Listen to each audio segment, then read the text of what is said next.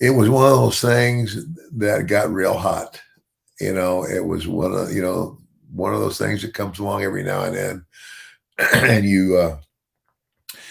yeah, you can plan it, you can do this and do that, and but you're never just really sure, how well it's going to get over Hmm. until you do it, and that got over just huge. I mean, again, the biggest angle in all of wrestling was not any angle the WCW or the WWF was doing. The biggest angle in wrestling was the war between the two companies. Yep. And that's what kept all the fans watching. They're watching all of it. They're going from one to the other every week to see what's going to happen next.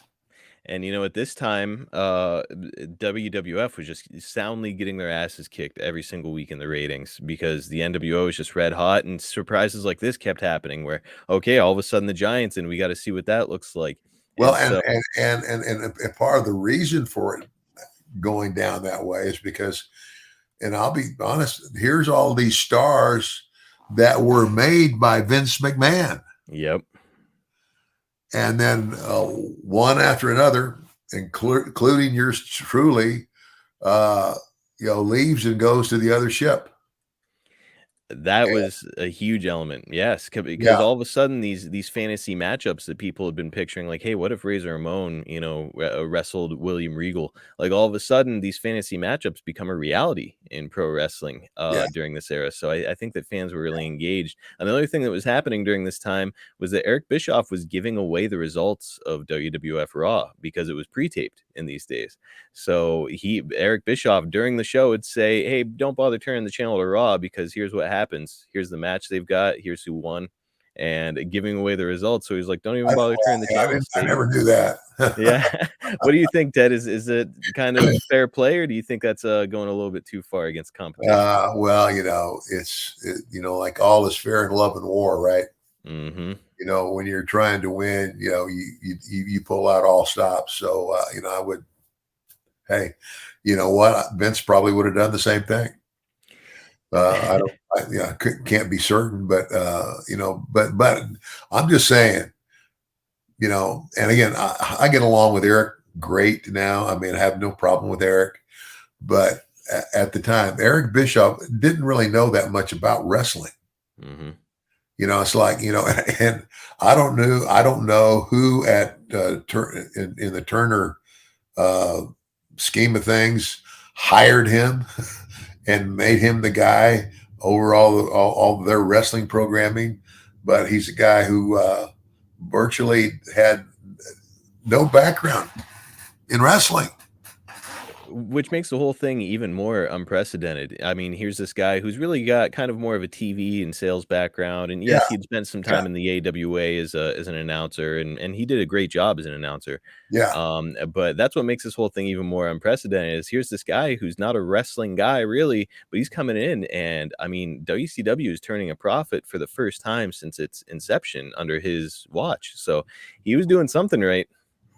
Well, and again, ju- just to further the point made by the WWF Million Dollar Man, everybody's got a stinking price, and Ted Turner was handing out the big bucks to grab all this talent. I mean, and I signed one time I had a 3 year no cut contract. I mean, they had to pay me whether I was there or not. Mm-hmm. I had never had that, and it's nobody's business how much I got, but that's the other thing is that I think this is the beginning of guaranteed contracts. Yes. Yeah, I mean, because until this happened, the WWF was they're the only show on the road. It's kind of like if you're going to work for Vince, here's what I'm going to pay you, and he never really tells you. Well, I don't know. I mean, some guys might be different. I don't know. I don't know that came after. I'm sure that came after me, but maybe some that came before me. I wasn't the biggest draw ever, but but but it was kind of like take it or leave it. I've heard wrestlers say in the past that they didn't know what kind of a year they were going to have in the WWF until they got their WrestleMania payoff. Then they were like, okay, this will kind of show me, Yeah, sort of what I can project out for the remainder of the year. yeah, So now that you're going from that where it's all very, very uncertain to now yeah, it's like I know exactly what I'm going to make, when I'm going to make it, and I don't even necessarily have to be here in order to collect it. and again, that's what was appealing to me.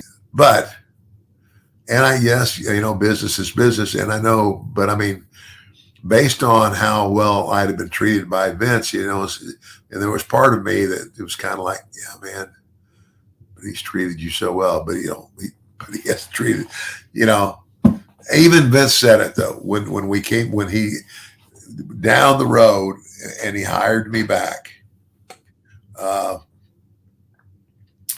he says when it comes right down to it, Ted, he says it's all about business. Yep. It's all about business, and you did what you had to do at the time uh, to make business suit you, and rightfully so. So it was kind of like, he says, "Hey, I get it." He gets it. What does he get? Everybody has a stinking price. What is your price? If you had the opportunity to go somewhere else and make more money and do less, Oh, would you not do it? Of course.